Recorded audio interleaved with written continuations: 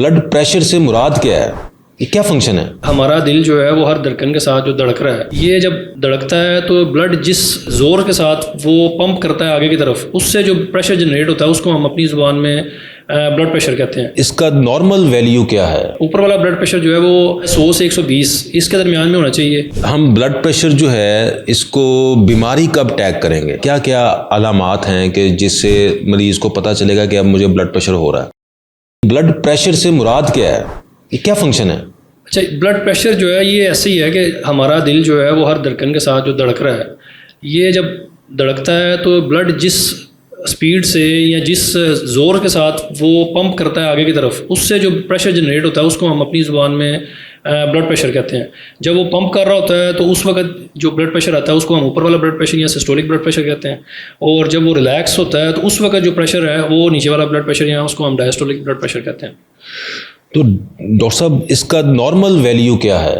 Normally ये किसी भी शख्स में ऊपर वाला ब्लड प्रेशर जो है वो एक रेंज है 100 से 120 इसके दरमियान में होना चाहिए, 120 से कम होना चाहिए, और जो नीचे वाली रेंज है उसकी वो 80 से कम, जो नीचे वाला ब्लड प्रेशर है उससे कम हो तो हम इसे नॉर्मल लेते हैं। हम ब्लड प्रेशर जो है इसको बीमारी कब टैग करेंगे? अच्छा, इसमें इम्पॉर्टेंट ये है कि अगर किसी भी शख्स का ब्लड प्रेशर जो कि नॉर्मली 120 तक होना चाहिए उससे ऊपर बढ़ा हुआ रहता है, 130 या 140 तक चला जाता है, और नीचे वाला ब्लड प्रेशर जो है वो 80 क्रॉस करके तकरीबन 90 तक पहुंच रहा है, तो हम ऐसे मरीज़ों को अंडर ऑब्जर्वेशन रखते हैं, उनका देखते हैं कि जी ब्लड प्रेशर क्या वाकई बढ़ा हुआ आ रहा है, और अगर उनका इसी तरह परसिस्टेंटली ब्लड प्रेशर बढ़ा हुआ ही रहता है, ऊपर वाला भी और नीचे वाला भी, तब हम उनको टैग करते हैं कि ये वो मरीज़ हैं जिनको एहतियात करनी चाहिए और ब्लड प्रेशर से मुतल्लिक़ा जो है वो एडवाइस लेनी चाहिए। तो डॉक्टर साहब जिनको टैग हो गया, आम तौर पे तो लोगों को पता ही नहीं चलता शुरू में,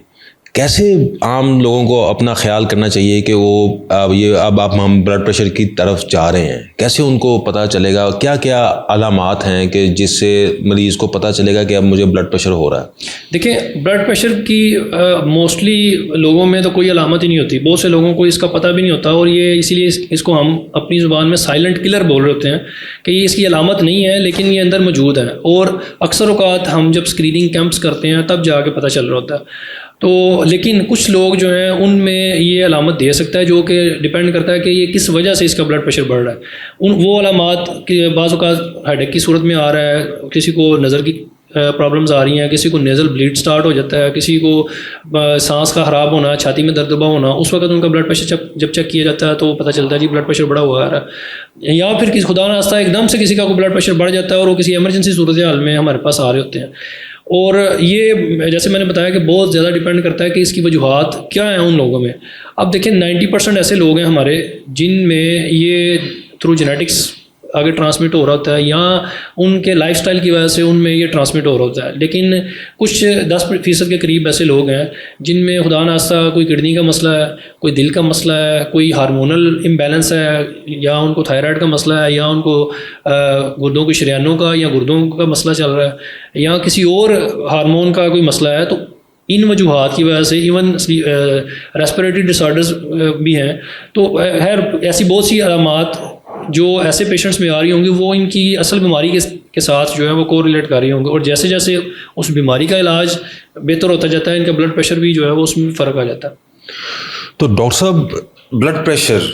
आम तौर पे जो है वो किस एज में हो सकता है, मोस्ट कॉमन एज, या इसमें कोई जेंडर फैक्टर भी है कि ख़वातीन में ज़्यादा होता है या मर्दों में ज़्यादा होता है? अच्छा, ये इसमें ये जेंडर बाइस नहीं है। एज जैसे जैसे बढ़ती है आपकी शरीयानों में स्टिफनेस आना शुरू हो जाती है, और ओल्ड एज में ये ज़्यादा हो सकता है। लेकिन अब चूँकि आजकल का जो दौर है उसमें हमारे नौजवानों में फ़िज़िकल इनएक्टिविटी बहुत ज़्यादा है, बिंज ईटिंग बहुत ज़्यादा है, अल्कोहल का इस्तेमाल है, स्मोकिंग का इस्तेमाल है, और बहुत सी ऐसी डाइट्स हैं जो कि वो यूज़ कर रहे होते हैं जो कि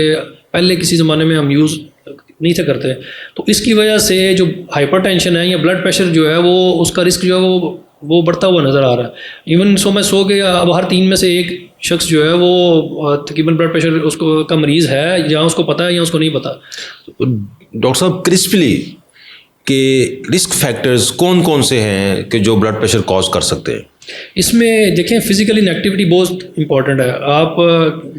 کوئی شخص اگر فزیکلی ان ایکٹیو ہے, اس کا سیڈنٹری لائف سٹائل ہے, وہ کھانا پینا اس کا بہت زیادہ ہے, اس نے اپنی موٹاپا جو ہے وہ کنٹرول نہیں کر رہا, الکوہل کا استعمال کر رہا ہے, اسموکنگ کر رہا ہے, انرجی ڈرنکس کا بہت زیادہ استعمال ہے اس کا, تو ایسے لوگ جو ہیں وہ اور بہت زیادہ جنک فوڈ کا استعمال کر رہے ہیں, تو یہ لوگ جو ہیں وہ ایٹ رسک ہیں, جن کو بلڈ پریشر بڑھنے کے چانسز ہو سکتے ہیں. ڈاکٹر صاحب اسٹریس کا کوئی تعلق ہے بلڈ پریشر کے بڑھنے سے؟ جی بالکل ہے, اور اسٹریس کی وجہ سے دیکھیں میں نے جیسے بتایا کہ یہ دل کے پمپ کرنے سے جو پریشر ہے وہ آ رہا ہے, اسٹریس سے آپ کا جو دل کی دھڑکن ہے وہ موسٹلی بڑھی ہوئی رہے گی, تو ایسے لوگوں میں بھی بلڈ پریشر بڑا ہوا رہ سکتا ہے. ٹھیک ہے, تو اس کو ریگولیٹ کرنے کا کیا طریقہ ہے, کب جو ہے وہ میڈیسن شروع کرنی چاہیے بلڈ پریشر کی؟ اچھا, ایسے لوگ جن کا بلڈ پریشر بڑا ہوا رہتا ہے یا ایلیویٹڈ فارم میں آ رہا ہوتا ہے, ان کو ہم سب سے پہلے تو ایڈوائز کرتے ہیں کہ وہ ایکسرسائز کریں, اپنا ویٹ ریڈیوس کریں جتنا وہ کر سکتے ہیں آسانی کے ساتھ,